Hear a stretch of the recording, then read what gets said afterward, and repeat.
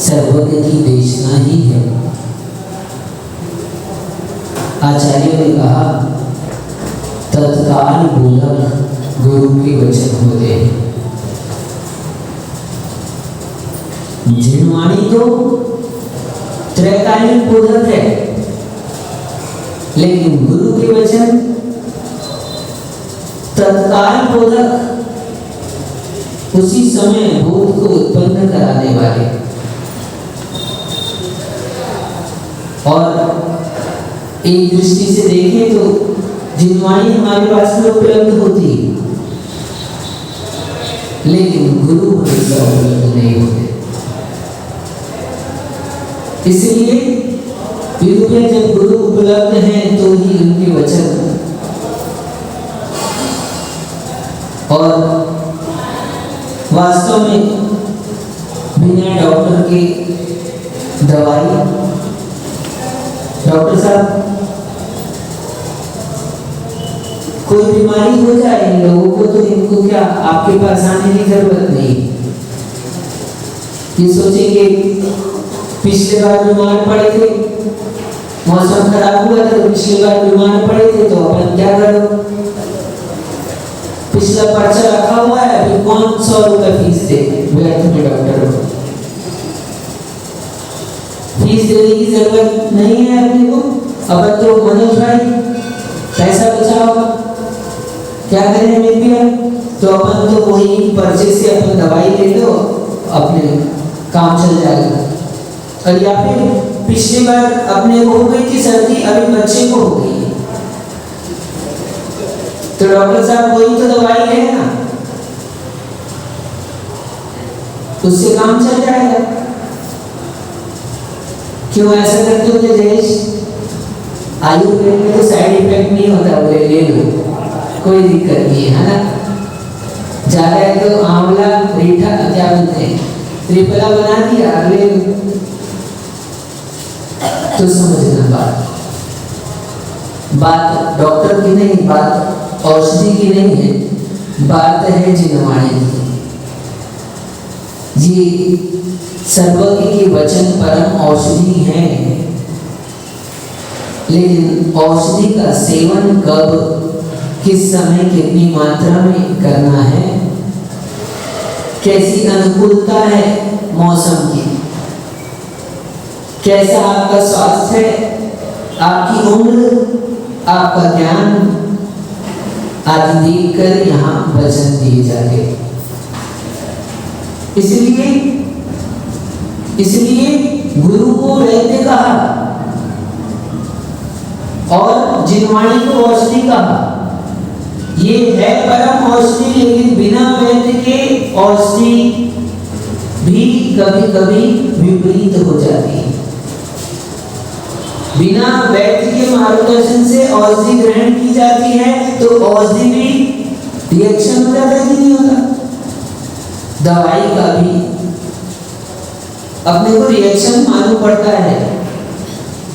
ऐसे ही ये सर्वज्ञ के वचन हैं, जिनको नयों का ज्ञान नहीं है, वस्तु तत्व का बोध नहीं है, यदि वे इन वचनों को सीधा सीधा ग्रहण कर लें। हाँ, आचार्य ने कहा नए युवान न सर्वथा, कहीं भी कथन किया तो नए के योग से उसको लगाना, सर्वथा नहीं लगा लेना। यदि सर्वथा लगा लोगे तो वो वचन मिथ्या हो जाएंगे।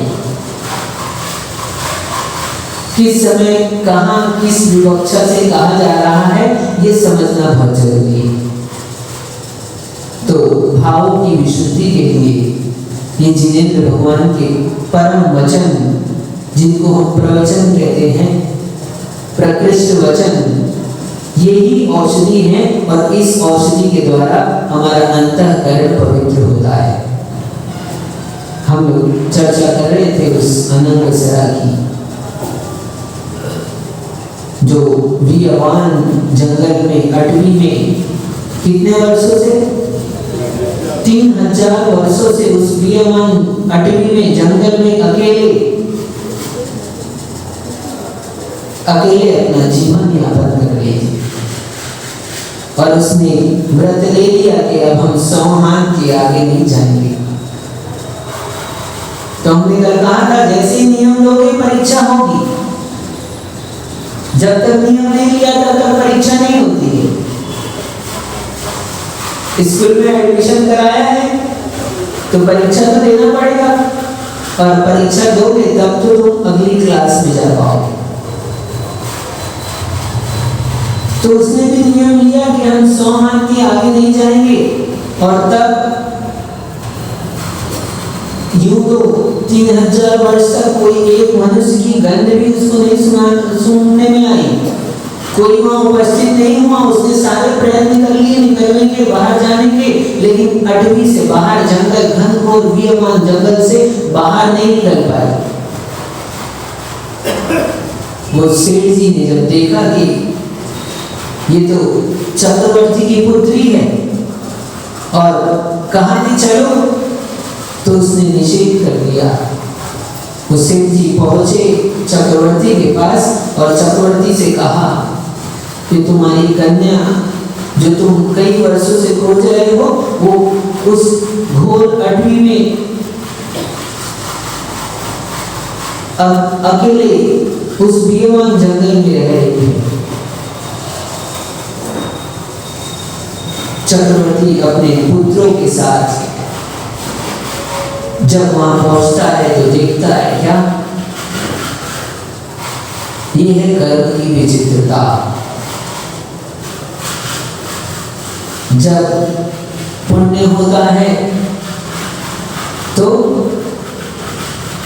सब साधन मालूम होते हैं, सब अपने मालूम होते हैं, और जब पाप का उदय आता है तो अपने भी सब पराये हो जाते हैं। इस जगत में कौन है अपना? कौन है? जयेश बाबू भाई अपना है?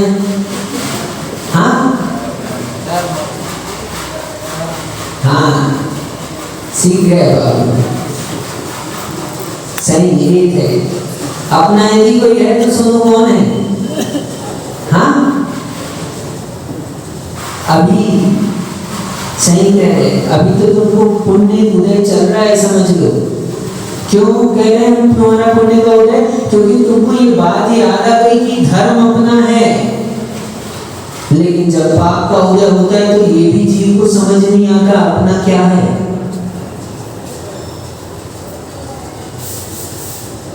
सुख में भी लोग भूल जाते हैं भगवान को, और दुख में भी भूल जाते हैं। आपने सुना होगा दुख में तो सब याद करते हैं, लेकिन दुख में भी जब तीव्र दुख होता है, तीव्र वेदना होती है, तो भगवान का नाम भी नहीं सुहाता है। भगवान भी याद नहीं आते, नजर नहीं आते। बिरले ही ऐसे जीव हैं जिनको भगवान का स्मरण हुआ है। जीवन भर जिन्होंने अभ्यास किया है, जिन्होंने धर्म आराधना की है, उन्हीं को दुख के, अति तीव्र दुख के काल में भगवान का स्मरण हो सकता है। और यदि ऐसे सोचे कोई कि हमको स्मरण आ जाएगा भगवान का, तो क्या दिखता है?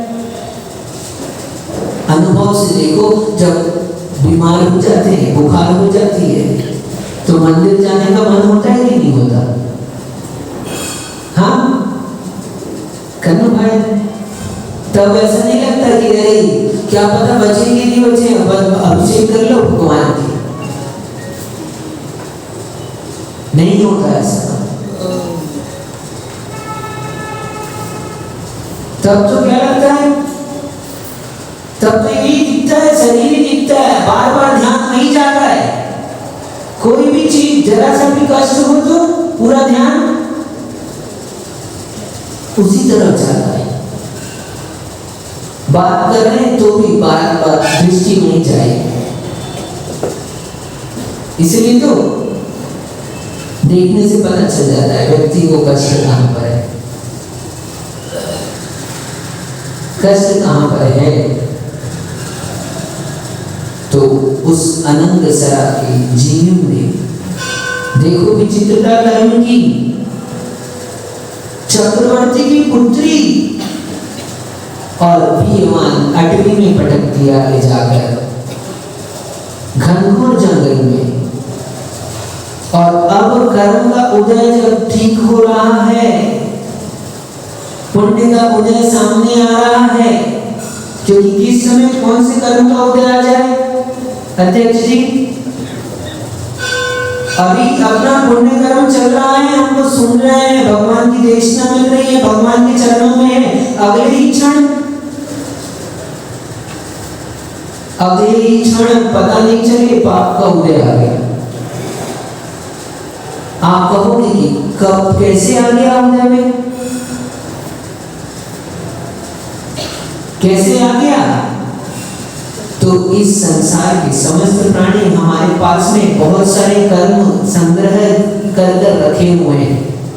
कब से कर रहे हैं संग्रह, कलेक्शन कर्म का? आयुष कब से कर रहे हैं? अनादिकाल से। कैसे कैसे कर्म हमने नहीं बांधे, सभी कर्म बांध चुके। आचार्यों ने जब वर्णन किया तो कहा स्थिति बंध अध्यवसाय स्थान, अनुभाग बंध अध्यवसाय स्थान और मन वचन काय के निमित्त से होने वाले योग के बंध अध्यवसाय स्थान, योग स्थान, ये सब कितने हैं? ये सब असंख्यात हैं। और हम संसार में कब से हैं? अनादि से हैं। ऐसा कोई परिणाम नहीं जो हमने नहीं किया। एक बार नहीं, दो बार नहीं। तुमको लगेगा कि ये विचार तो आज आया है हमारे मन में, आज से पहले कभी नहीं हुआ ये। नहीं, तुमने एक ही विचारों को कितने बार किया? एक बार नहीं, दो बार नहीं, तीन बार नहीं, 1000 बार नहीं, लाख बार नहीं, करोड़ बार नहीं, असंख्यात बार नहीं, अनंत बार। क्योंकि परिणामों की संख्या सीमित है। और हम कब से हैं संसार में? अनादिकाल से हैं।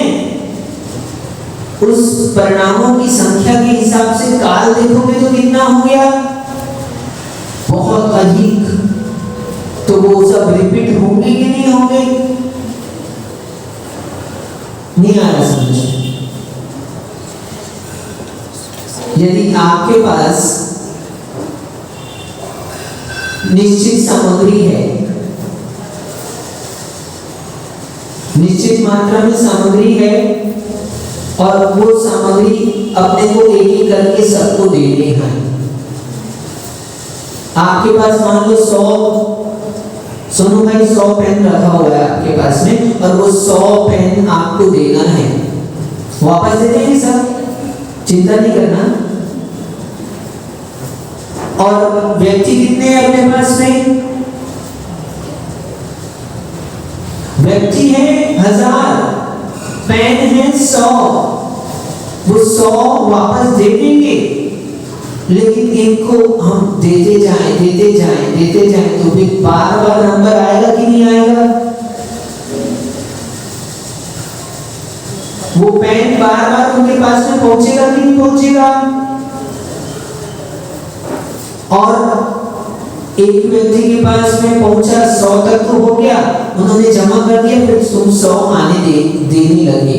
तो समझना, यानी बंध के स्थिति के अध्यवसाय स्थान जो है, परिणाम जो है, वो सभी जीवों के एक से ही है लगभग। संसार में रहने वाले सभी जीवों ने वो परिणाम किए हैं। बस अंतर इतना है, किसी ने आज किए हैं, किसी ने कल किए हैं, किसी ने परसों किए थे, और कोई आगे भविष्य में करने वाला है। लेकिन उन सब परिणामों से होकर ही जीव निकला है। तो सभी प्रकार के कर्म हमने बंद कर चुके हैं और वो बंद किए हुए कर्म हमारे पास में रखे हुए हैं। एक समय में बांधा हुआ कर्म एक समय में उदय में नहीं आता। क्या दीपक भाई, मान लो तुमने अभी यहां पर बैठकर कर्म का आश्रव किया, ठीक, अब आश्रव किया कर्म का, तो वो कर्म तुमको कब देंगे फल? आज मान लो कितनी तारीख है? 4 तारीख को, 4 अक्टूबर को तुमने आज कर्म का बंद किया, तो आधा काल जब उनका निकल जाएगा उसके बाद वो फल देंगे। तो 4 तारीख को बांधा हुआ कर्म सीधा एक दिन में, एक समय में उदय में नहीं आएगा। जो 4 तारीख को तुमने कर्म का बंद किया है, इस समय में 9:30 बजे कर्म तुमने बांधे हैं, अब वो मान लो 1 वर्ष की स्थिति का है, तो 1 महीने के बाद में उदय आना चालू होगा। कब तक? पूरे 1 वर्ष तक। शुरू में ज्यादा, फिर कम, फिर कम, फिर कम, ऐसे। तुम लोन देते हो ना लोगों को, लोन की किस्त बनाते हैं, हाँ, इंस्टॉलमेंट भरते हैं ना, जो सिस्टम रहता है वैसे ही सिस्टम कर्मों का है। जो भी कर्म हम बांध रहे हैं, इस समय में बांधे हुए कर्म जितनी स्थिति के बांधे हैं, उस पूरी स्थिति में फल को देंगे वो, लेकिन कैसे देंगे? सबसे शुरू में जब कर्म का उदय आएगा तो तीव्र होगा, उसके बाद कम कम कम कम होते हुए अंतिम समय तक लास्ट परमाणु उसके होंगे। तो ऐसे एक समय में जो कर्म उदय में आ रहे हैं, वो कितने समय में बांधे हुए हैं? वो पिछले अनंत समयों में बांधे हुए कर्म एक समय में उदय में आ रहे हैं, और सबकी अनुभाव शक्ति मिलकर वहां पर हमको फल की प्राप्ति होगी। तो हम कह रहे थे उस अनंत सरा के जीव की चर्चा कर रहे हैं, उसने नियम ले लिया कि अब हम 100 हाथ के बाहर नहीं जाएंगे। उसको समझ में आ गया कि अब हमारे शरीर की स्थिति कैसी हो गई, जीर्ण शीर्ण हो गया है, क्योंकि शरीर का स्वभाव कैसा है? जीर्ण होना शरीर का स्वभाव है। कितना भी सजा लो, कितना भी सवार लो, समय के साथ अध्यक्ष जी अपने आप को जीर्णता को प्राप्त होता है। अपने आप आयुष, चमकता हुआ चेहरा मुरझा जाएगा। तुम कितनी भी कोशिश कर लो, अच्छी से अच्छी कंपनी की क्रीम लगा लेना, हाँ, जैसे पूरी जड़ी बूटियों का अच्छा तेल बनाकर लगा लेना सर में, तो भी बाल। राजेश भाई, आपके पास तो बहुत सारी दवाइयां हैं ना, क्या आप तो दे देते हो, दूसरे को भी दवाई देते हो, तो दवाई दे देना कि इसको लगा लो। क्या इसको लगाने से आदमी बूढ़ा नहीं होता? फिर भी जिसको अमर कहते हैं उसका भी मरण हो जाता है। किसको? देव को अमर कहते हैं, वो भी क्या, वो भी मर जाते हैं, मरण को प्राप्त हो जाते हैं। देव का मरण होता है कि नहीं? जब आयु पूरी हो जाती है तो वो भी मर जाते हैं। तो ये सीरियंते शरीर जीर्ण शीर्ण होना स्वभाव है इसका। कितना भी खिलाओ, कितना भी पिलाओ, लेकिन अपने आप समय पाकर शीर्णता को प्राप्त हो जाता है। इसलिए इसका नाम ही शरीर है।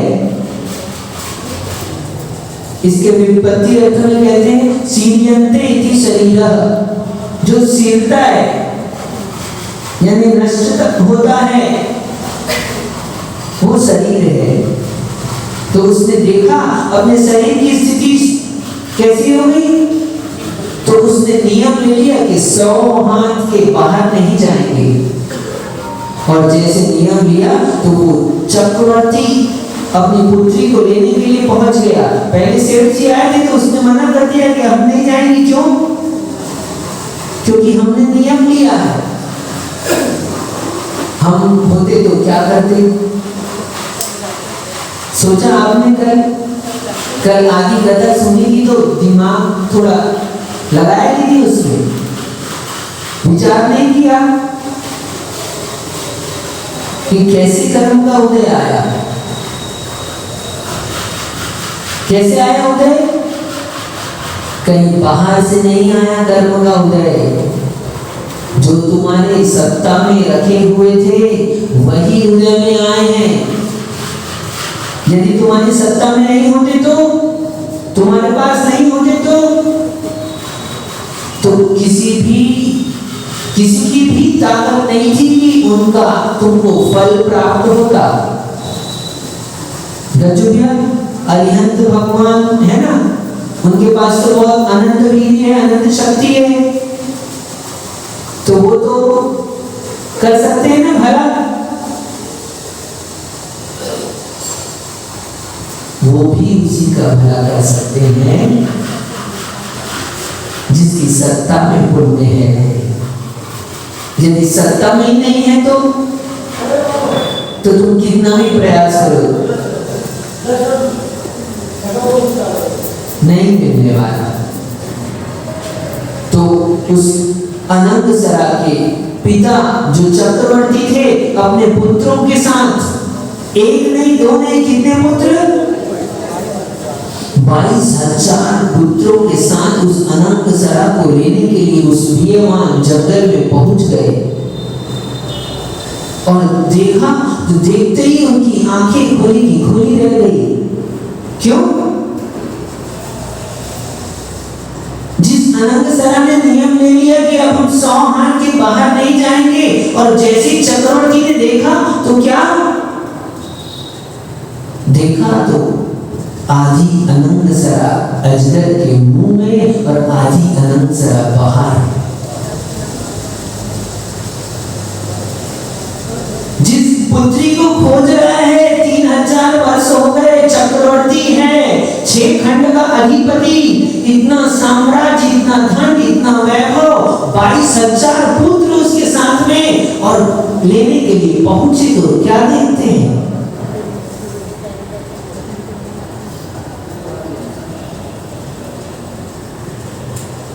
आधी अनंत सरा अजगर के मुंह में, आधी बाहर।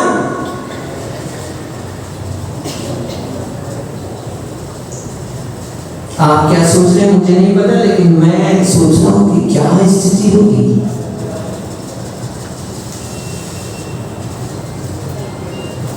अभी तो चक्रवर्ती के लिए सोच रहा हूं कि उसके मन में क्या चल रहा होगा। अपनी पुत्री को साक्षात अजगर के मुंह में देखकर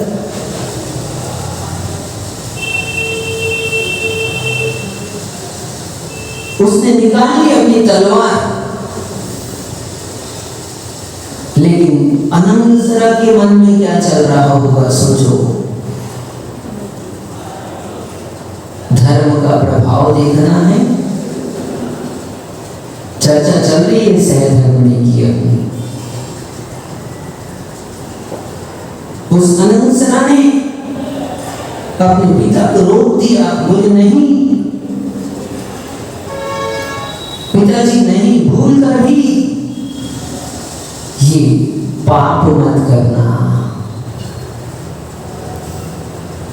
भूल कर भी ये पाप मत करना, क्योंकि मैंने तो नियम ले लिया है, मैं तो 100 हाथ के बाहर जा ही नहीं सकती। अब यदि आप इसको मार दोगे मैं बच भी जाऊंगी, क्योंकि तुरंत मरना नहीं है आदमी अजगर के, पूरा भी चला जाए अंदर तो हो सकता है बच जाए।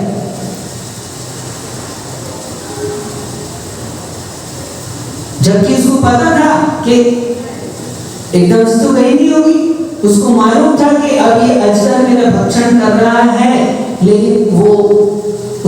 सोचा कि अब मेरे निमित्त से इस प्राणी को कष्ट ना हो, मेरा जो होना है सो होते रहे। कितनी अंतरंग में दृढ़ता होगी उसके भीतर में,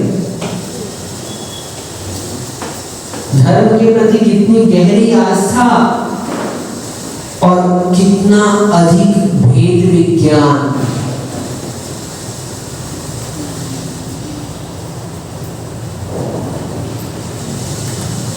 सोचो, अजगर के मुख में जाते हुए शांत परिणाम से कि अब तो जो हो रहा है सो देख रहे। साधु की बात नहीं कर रहा हूं मैं किसी, जिन धर्म का श्रावक है, धर्म के प्रति आस्था है, भक्ति है, श्रद्धा है उसको पता है कि एक बार समाधि मरण कर ले तो निश्चित मुक्ति निश्चित है। परिणामों की विचित्रता है, विचित्रता। वो अजगर के मुख में आदि प्रवेश करते हुए भी रोक रही है, पिताजी रुक जाओ, एक पाप मत करो, क्योंकि हम हो सकता है बच जाए, हो सकता है ना बचे, लेकिन आप तो ये पाप कर कर आपको तो उसका फल भोगना पड़ेगा कि नहीं पड़ेगा। चाहे कोई भी पाप करो, किसी को पता चले या ना चले, किसी को दिखता हो या ना दिखता हो, कोई जानता हो या ना जानता हो, उसका फल तो अवश्य ही प्राप्त होता है।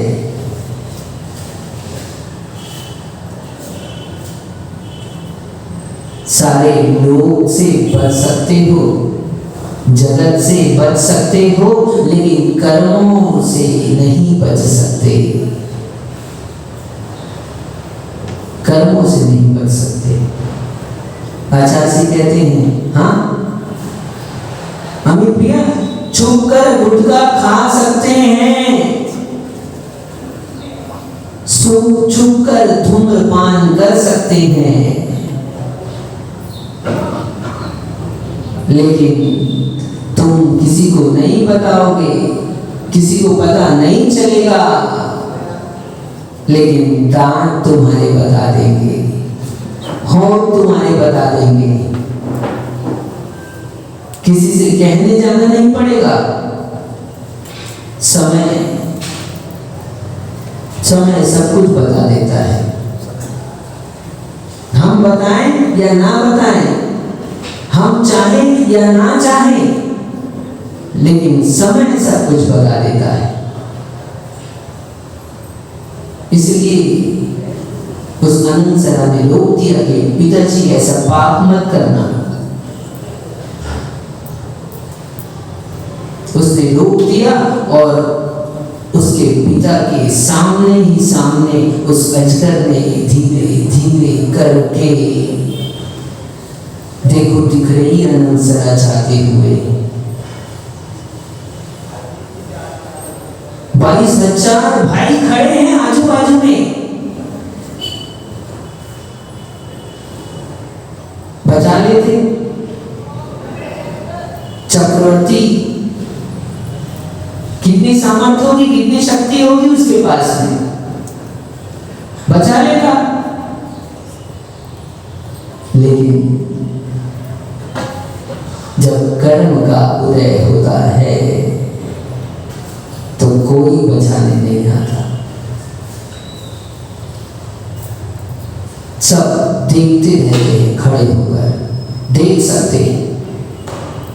हालांकि उसने रोक दिया था, उसके सामने सामने उस अनंतसरा के जीव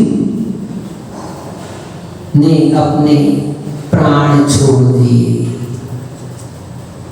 अपना दम तोड़ दिया। और इस दृश्य को देखकर रोने लगा होगा चक्रवर्ती। तो क्यों? इतना देखने के बाद में भी कुछ समझ में आता है?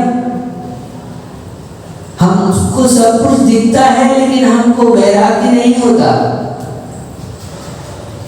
हमको सब कुछ दिखता है लेकिन हमको वैराग्य नहीं होता। हम सोचते हैं एक बार हो गया अब नहीं होगा। हम विरक्त नहीं होते, हम विरक्त नहीं होते। लेकिन उस चक्रवर्ती को वैराग्य हो गया और उसने केवल चक्रवर्ती ने नहीं, जैसे साथ में रहते ना लोग, जैसे लोग रहते हैं वैसे वैसे ही सबके परिणाम हो जाते हैं। क्यों? बाकी ग्रुप एक जने का मन हुआ तो सबके भाव हुए कि नहीं हुए? सब मिलकर किए कि नहीं?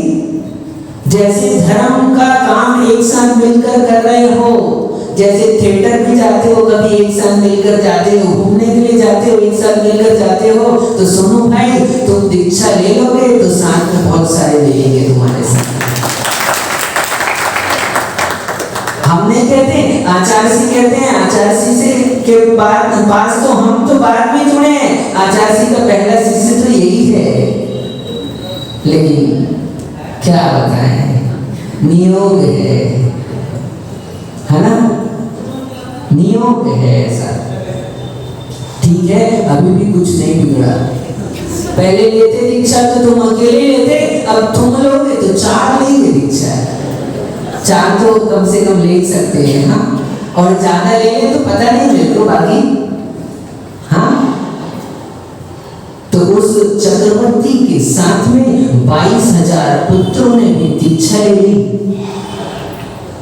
दिव्या उनको संसार का दृश्य देखो, हम चक्रवर्ती होकर भी क्या नहीं कर पाए। पहले तो उसको ढूंढ ही नहीं पाए 3000 वर्ष तक, और जब मिली भी तो हम बचा नहीं पाए। किसको बचा सकते हो? जब तक उसका आयु कर्म है। राजेश भैया, आपकी दवाई तभी तक काम करती है। डॉक्टर साहब, आपकी दवाई तभी तक काम करती है उसके आयु कर्म शेष हैं तो।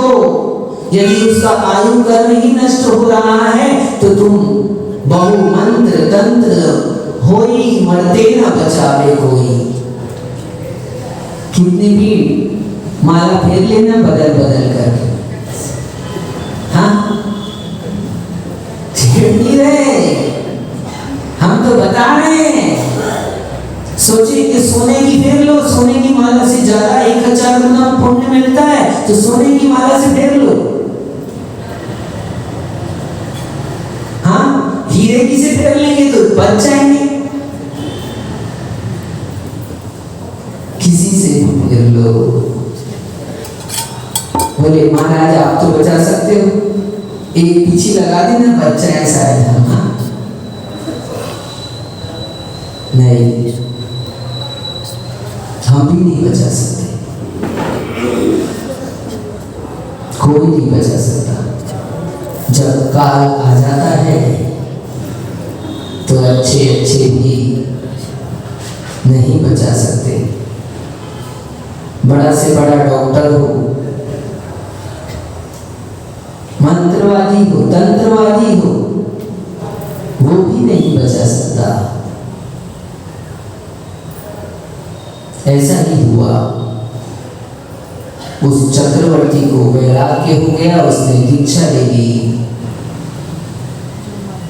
अब देखकर लग रहा है कुछ लोगों को हो गया है यहाँ भी जसपुर में वैराग्य।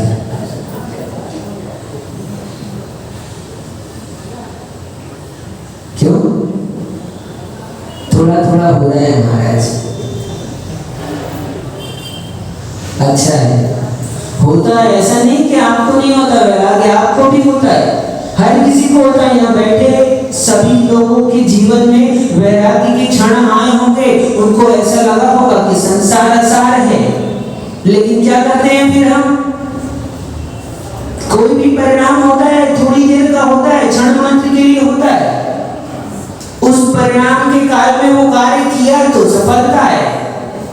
और तब फिर हमने क्या किया, उसको मिस कर दिया तो फिर वो गया।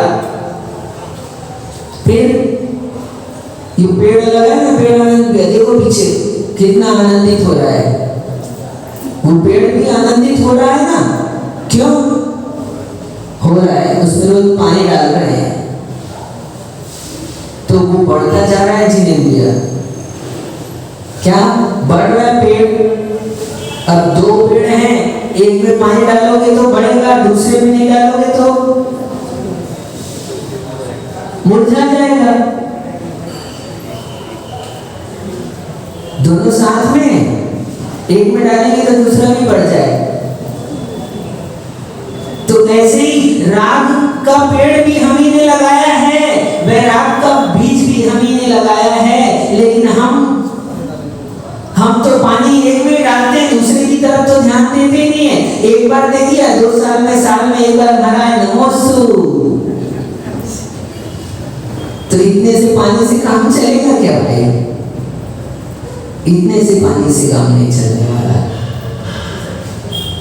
जितना पानी राग के पेड़ में डालते हो, थोड़ा बचाकर वैरागी के पेड़ में भी डालो तो कम से कम बीज तो बचा रहेगा। बीज तो बचा रहेगा कम से कम। हम राग का पानी, राग को तो पुष्ट करते हैं, लेकिन वैरागी को पुष्ट नहीं करते हैं। कोई अपना काम नहीं है। हाँ, दीक्षा लेना अपना काम नहीं है। क्यों? कौन ले दीक्षा? जिसके पास काम धाम ना हो, करने को कुछ ना हो, जिसकी शादी नहीं हो रही हो। हाँ, क्या? जिसके पास कमाने को ना हो, पैसे ना हो, वो ले दीक्षा। अभी अपन काय बोले, अपने पास तो हाँ सब कुछ है बाबू भाई, सब कुछ है अपने पास। अभी दीक्षा नहीं लेना महाराज, तो कब लोगे? बोले जब समय आएगा। तो कब आएगा समय? हाँ, कब आएगा समय, यही पूछ लेते अब हम। चलो महाराज, वो तो आप जानो, है ना। आपका तो आ गया, हमारा नहीं आया, हमारा शायद आएगा भी नहीं। सबका समय आता है, लेकिन उस समय पे हम चूक जाते हैं। सबका समय आता है, अंदर जाना घड़ी लगी। हम रोज देखते हैं 5:55 कितने बार दिखाई देता है? दिन में 2 बार दिखाई देता है। और देखते ही बस क्षण मात्र में कब आता है, वो कब आता है, फिर कब आता है, फिर हम सोचते ही रहते हैं यार गया है तो। और कई बार ऐसा होता है कि हम 5:54 पर देख लेते हैं, सोचते हैं अब 55 होगा, अब हम देखेंगे जरूर, और 55 होगा देखेंगे, ऐसा सोचते हैं। इतने में कुछ नया विचार आ जाता है, फिर नजर पड़ती तो 56 दिखाई देता है, या कभी नजर पड़ती तो अरे 60 में पहुंच गया, हम तो सोच रहे थे देखेंगे। देखो एक बार घड़ी, बस एक मौका मिलता है, उस मौके पर तुमने मार दिया चौका तो काम का है, नहीं तो फिर कब आएगा नंबर? 12 घंटे के बाद। घड़ी में तो 12 घंटे के बाद आ सकता है, पर जीवन में कब आता है? जीवन में कब आता है? शायद फिर पूरा जीवन निकल जाए, मौका ना मिले, आयुष पूरा जीवन निकल जाए। और एक जीवन नहीं, हो सकता है कई जीवन निकल जाए, फिर मौका ना मिले, क्योंकि मनुष्य पर्याय बड़ी दुर्लभता से मिली है हमें, बड़ी दुर्लभता से मिली है।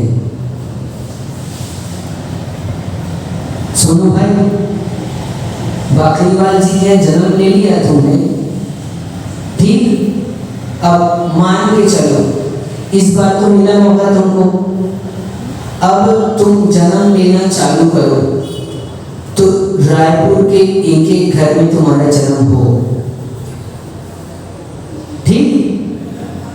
तो अब विचार करो वापस से तुम पापाडी में महावीर जी के घर में कब जन्म मिलेगा तुमको। केवल रायपुर का कह रहा हूं अभी मैं, ज्यादा नहीं पढ़ा रहा। कितने घर हैं रायपुर में?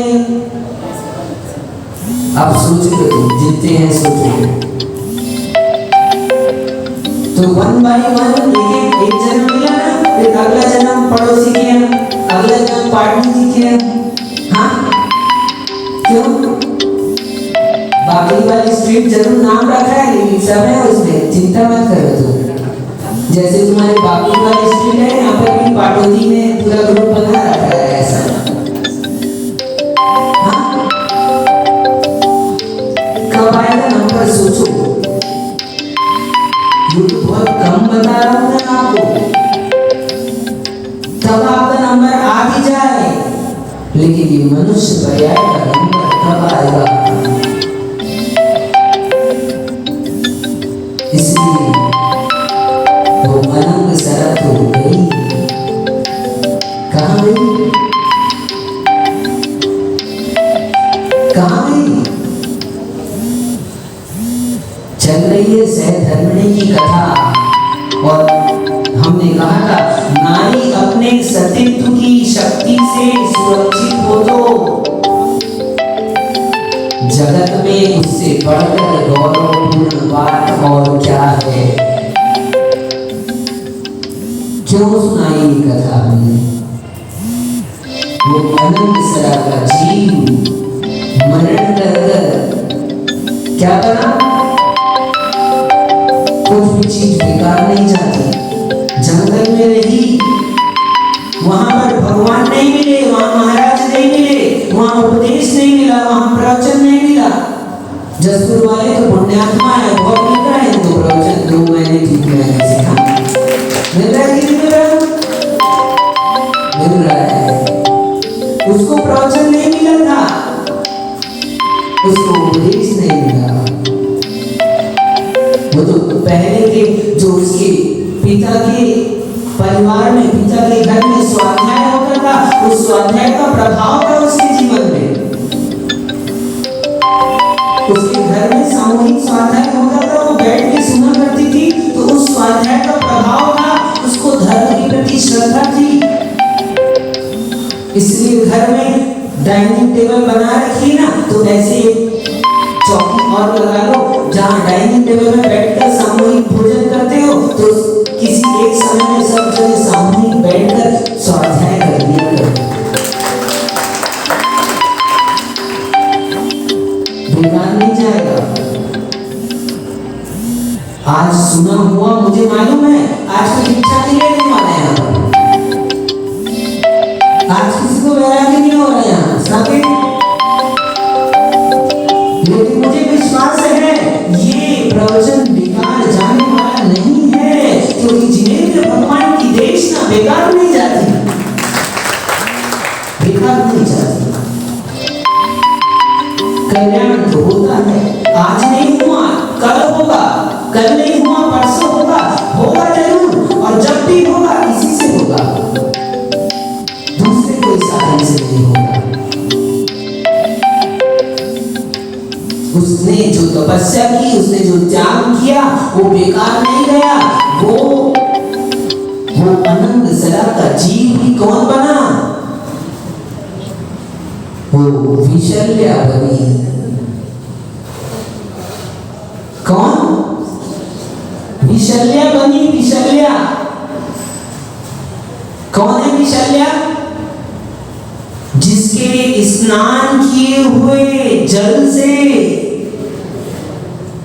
डॉक्टर साहब आपकी दवाई फेल, राजेश भैया आपकी भी औषधि फेल, लेकिन उस सतीत्व के प्रभाव के कारण से, उसकी त्याग और तपस्या का प्रभाव ये था, उसने जो जंगल में रहकर साधना की और मरते समय भाव किए क्या कि हम तो मर ही रहे हैं, लेकिन हमारे पीछे किसी जीव को कष्ट ना हो। ऐसे जो परिणाम थे, उन परिणामों के कारण से उसके भीतर में वो शक्ति उत्पन्न हो गई कि उसके स्नान किए हुए जल से लोगों के रोग दूर हो जाया करते थे। क्या? उसके स्नान किए हुए जल से लोगों के रोग दूर हो जाया करते थे। और जल तो दूर की बात, उसके पास में भी जो रह लेता था वो निरोगी हो जाता था। जब लक्ष्मण को शक्ति लगी तो कितना सारा उपचार किया गया, कोई उपचार काम नहीं आया। तो सबको यही ध्यान में आया कि भैया जाओ उसको लेकर आओ, उस विशल्य के जीव को लेकर आओ, जो आएगी तो शक्ति भी दूर भाग जाएगी। ये सतीत्व का प्रभाव है, उसकी त्याग तपस्या का प्रभाव है। इसलिए कह रहे हैं कि नारी यदि अपने सतीत्व की शक्ति से सुरक्षित है तो उससे बड़ी गौरवपूर्ण बात कुछ नहीं हो सकती जगत में। क्या होता है, क्या होता है? नहीं, इस जन्म में नहीं, अगले जन्म तक उसका प्रभाव कम नहीं होता। और एक नहीं, ऐसी सैकड़ों कहानियां आपको मिल जाएगी ग्रंथों के अंतर्गत। ग्रंथों के अंदर मिल जाएगी। और वो कहानी नहीं, आप तो जाने दो, कहानी मत देखो, आप अपने आसपास ही देख लो। ग्रंथों की कहानियां तो पुरानी है, किसने देखी? ऐसा प्रश्न हो सकता है आपके मन में? ज्यादा दूर मत जाओ, अपने आसपास देख लो, सब कुछ दिखाई देगा आपको। ग्रंथ ने और कहां से लिखा? उस समय में उनके सामने में वो घटना हुई तो उन्होंने वो लिख दी। अब हमारे सामने में कोई घटना होगी तो हम अभी की घटना लिख देंगे।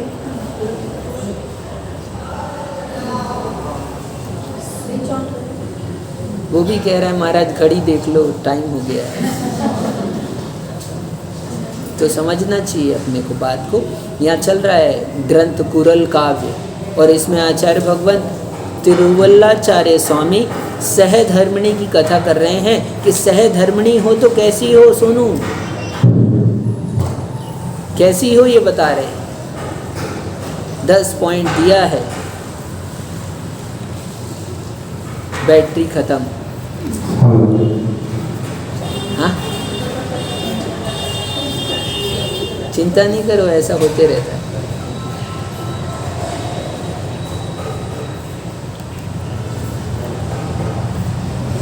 हम लोगों ने भी कभी किसी के ज्ञान में अंतराय डाला होगा तो वो अंतराय कर्म का उदय आ गया है अभी सामने, साक्षात दिखाई दे रहा है तुम्हारे को। देखो देखो कर्म। हाँ, हम देना चाहते हैं, दे नहीं सकते। आप लेना चाहते हो, ले नहीं सकते। क्यों? ये कर्म है बड़ा बलवान, किसी को छोड़ता नहीं है, छोड़ता नहीं। इसलिए किसी से डरो या ना डरो, कर्म से जरूर डरो, कर्म से जरूर डरो। उसको तो फल मिला, अपने को भी मिलेगा, अपने को भी मिलेगा, अपना भी नंबर आएगा, आयुष अपना भी नंबर आएगा। आज नहीं तो कल आएगा ना, आएगा अपना भी नंबर। कर्म से कोई बच नहीं सकता। इसलिए सदा इस बात का ध्यान रखें कि कोई भी कर्म करें तो अंतरंग में ये भावों की विशुद्धि बनाकर करे, ताकि क्योंकि निश्चित मान के चलना उस कर्म का फल अपने को ही भोगना है, कोई दूसरा नहीं भोगेगा। हमारे सर में दर्द होता है तो क्यों सुन भाई, बाम लगाने वाले हो सकते हैं, हाँ, पैर में दर्द हो जाए पैर दबाने वाले हो सकते हैं, लेकिन कहना थोड़ा दर्द निकाल तो लो आप, हाँ। पापा का इतना सर का दर्द है, तुम इतना सा नहीं कर सकते, निकाल लो थोड़ा सा, पापा को कष्ट ना हो।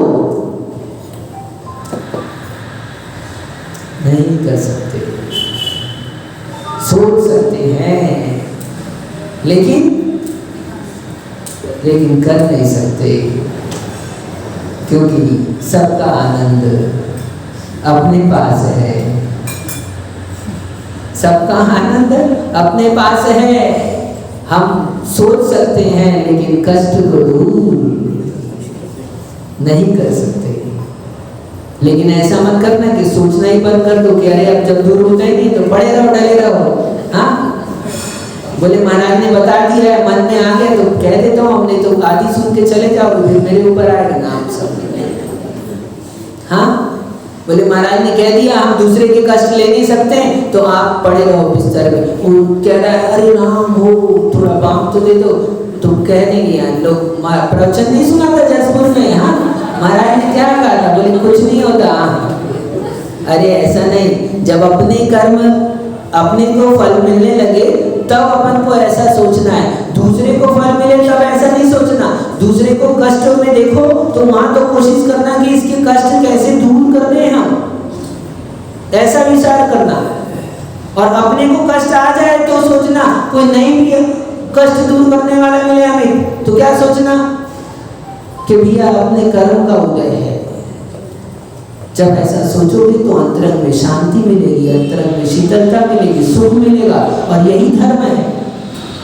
जब हम दूसरे को दोष देते हैं तो अधर्म होता है, और जब वही फल हमको तो मिल रहा है ना, तो वो फल किसका है, हमारा ही है। तो जब हमारे ही कर्म का उदय है ऐसा विचार करते हैं तो हमारे को शांति मिलती है कि जब भी अपन ने किया है तो अपने को तो भुगतना पड़ेगा। तो इससे नवीन कर्म का बंध नहीं होगा, नवीन कर्म की संतति नहीं चलेगी। और जहां सोचोगे अरे उसने ऐसा कर दिया, उसने कष्ट दिया, तो वो दूसरा व्यक्ति हमको दोषी दिखता रहेगा और हमारे परिणाम खराब होते रहेंगे और हम असाता कर्म का बंध करते रहेंगे। क्योंकि जितने परिणाम खराब करोगे उतना असाता कर्म का बंध होगा। इसलिए कष्ट अपने को हो तो क्या सोचना, अपने कर्म का उदय है, और कष्ट पड़ोसी को हो तो क्या सोचना कि उसका कष्ट कैसे दूर हो जाए, उसका कष्ट कैसे दूर कर दें, हम क्या उपाय कर सकते हैं, हमसे जो बन पड़ता है हम करना चाहिए। हम यदि हम उसकी उपेक्षा कर देते हैं, ज्यादा कर्म सिद्धांत पढ़ लिया हो, समझ में आ गया हो, सब अपने अपने कर्मों का फल सबको मिलता है, तो ज्यादा सुन लिया भजन, ऐसा दिन रात ये सुना और देख रहे हैं पड़ोसी कष्ट में है, भूखा सो रहा है, और आप हलवा पूरी खा रहे हो और भजन खा रहे हो, अपने अपने कर्मों का फल सबको मिलता है, तो तुम्हारा ये धर्म अधर्म है, अधर्म। इसलिए धर्म करने के लिए विवेक की जरूरत होती है। एक ही कार्य धर्म हो जाता है और एक ही कार्य अधर्म हो जाता है। यदि विवेक जागृत है, साथ में है, आज तो आया नहीं है आप लोगों के पास, आज विवेक एब्सेंट है कह रहे लोग, बाहर गया है ना, यही, अच्छा विवेक की मम्मी कह रही यही है आज, अच्छा यही है तो यही अच्छी बात है, वो विवेक की बात नहीं कर रहे हैं हम। जो विवेक आपके भीतर है उस विवेक को जागृत करो। यदि वो जग रहा है तो फिर कोई टेंशन की बात नहीं है, और वो सो रहा है तो फिर आप मंदिर में बैठो, चाहे भगवान के पास बैठो, चाहे महाराज बन मत कर बैठो। विवेक नष्ट हुआ, विवेक गया तो अधर्म चालू, विवेक है तो धर्म चालू। बस इतना सा काम। क्या करना है? विवेक। विवेक का मतलब होता है अलग करो। अलग करो यानी किसको? शरीर को, विपल भी आत्मा से अलग कर दो। कैसे कर दें? हाँ, तो अपने भेद विज्ञान को जागृत करके बुद्धि में अलग कर दो। ऐसे निकाल के अलग मत कर देना। मनोज भाई कहाँ है? नहीं तो बोले निकाले तो अलग हो गई आत्मा। हाँ, नहीं, वैसे अलग नहीं करना है। संसार में आत्मा शरीर के साथ में रहती है, लेकिन हम उस शरीर के साथ में रहते हुए भी क्या, जैसे देख लेते हैं ना, दूध में कितना पानी है, दूध में कितना घी है, ऐसे देख लेना। इस शरीर में, ये शरीर दिख रहा है, इसमें मैं हूं, मैं शरीर। बोले एक बार, मैं शरीर नहीं हूं। बूढ़ा कौन होगा?